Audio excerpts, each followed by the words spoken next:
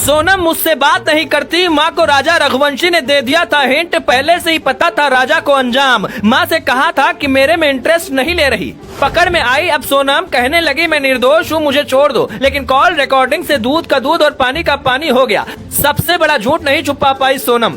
Police को call recording से ऐसा क्या मिला कि पुलिस भी रह गई हैरान। सोनम के भाई ने कहा कि अगर दोषी है सोनम तो फिर बिना देरी किए दे दी जाए फांसी। इंदौर के राजा रघुवंशी और उनकी नई नवेली पत्नी सोनम हनीमून के लिए शिलोंग गए हुए थे, लेकिन ये रोमांटिक ट्रिप एक खतरनाक मर्डर मिस्ट्री में तब्दील हो गई है। 23 मई 2025 को राजा का शव खाई में मिला और सोनम गायब थी। 16 दिन बाद सोनम गाजीपुर में पकड़ी गई है। पुलिस का दावा है कि सोनम ने अपने प्रेमी राज कुशवाहा के साथ मिलकर राजा को मौत के घाट उतारा। उसकी कॉल रिकॉर्डिंग, सीसीटीवी और गवाहों ने सारी कहानी खोल दी है। लेकिन आखिर क्या है इस हत्याकांड का सच, चलिए पूरी कहानी हम आपको बताते हैं। इंदौर के राजा रघुवंशी और सोनम की शादी 11 मई 2025 को धूमधाम से हुई थी। दोनों के परिवार खुश थे और 20 मई को ये जोड़ा हनीमून के लिए मेघालय के शिलोंग पहुंचा था। लेकिन 23 मई को दोनों का फोन बंद हो गया। परिवार परेशान होकर टेंशन में आ गया था कि आखिरकार इन दोनों को क्या हुआ। सोशल मीडिया पर मुहिम चलाई गई, जिसके बाद पता चला कि राजा का शव खाई में मिला है। पुलिस ने जांच शुरू की तो पुलिस के होश उड़ गए। सीसीटीवी कैमरे को तलाश किया गया, लेकिन इसके बाद जो तार खुलते चले गए उसमें सोनम फंसी चली गई। एक टूरिस्ट ने बताया कि उस दिन राजा और सोनम के साथ 3 और लोग थे और यहीं से पुलिस को शक होने लगा कि कुछ तो गड़बड़ है। गाइड ने यह भी बताया कि सोनम और उसके साथ में जो लोग थे वो हिंदी में बात कर रहे थे और सोनम का व्यवहार संदिग्ध था। पुलिस को शक हुआ कि सोनम ने खुद को लापता दिखाने के लिए अपनी जैकेट खाई में फेंकी है। पुलिस ने जब सोनम की कॉल डिटेल्स खंगाली तो हैरान करने वाले सबूत सामने आए।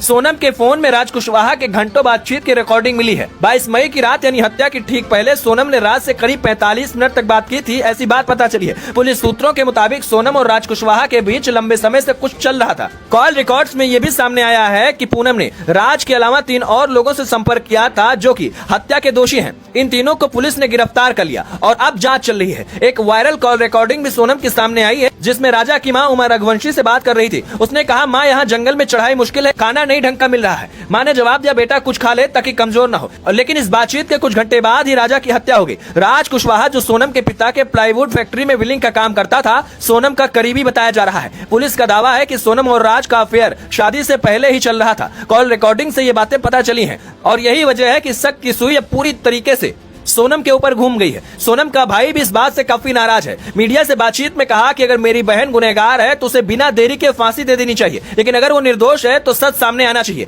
गोविंद का ये बयान सोशल मीडिया पर खूब वायरल हो रहा है। लोग इस बात से हैरान हैं कि सोनम का अपना भाई भी इतना सख्त रुख कैसे कर सकता है। वहीं सोनम के पिता देवी सिंह ने दावा किया कि उनकी बेटी बेकसूर है, उसे फंसाया जा रहा है। लेकिन राजा की मां ने जो बातें कही हैं उससे और चीजें क्लियर हो गई हैं, या कहें कि दूध का दूध और पानी का पानी हो गया है। राजा की मां उमा रघुवंशी ने बताया कि शादी से पहले राजा ने उनसे कहा था कि मां, सोनम मुझ में इंटरेस्ट नहीं ले रही है, वो फोन पर बात नहीं करना चाहती। उमा ने यह भी खुलासा किया कि शिलोंग जाने का प्लान सोनम ने खुद बनाया था और वापसी की टिकट बुक नहीं की थी। मां का कहना है सोनम का व्यवहार हमेशा अच्छा था, लेकिन अगर उसके बेटे को मरवाया है तो उसे फांसी मिलनी चाहिए। उमा के ये बयान भी सोशल मीडिया पर खूब वायरल हो रहा है। आपको बता दें कि 16 दिन तक पुलिस से छिपने के बाद सोनम ने गाजीपुर में सरेंडर किया। उसने दावा किया कि उसका अपहरण हुआ था और वो निर्दोष है। लेकिन पुलिस का कहना है कि सीसीटीवी फुटेज में जो बातें सामने आई उससे पुख्ता पता चलती है कि सोनम संदिग्ध है और इसने ही खेल किया है। कॉल रिकॉर्ड, सीसीटीवी फुटेज और गवाहों के बयान से सोनम झूठी साबित हो रही है। गाजीपुर के एक ढाबे पर सोनम को रोते हुए देखा गया था, जहां ढाबे के मालिक से फोन मांगकर अपने भाई को सोनम ने फोन किया था,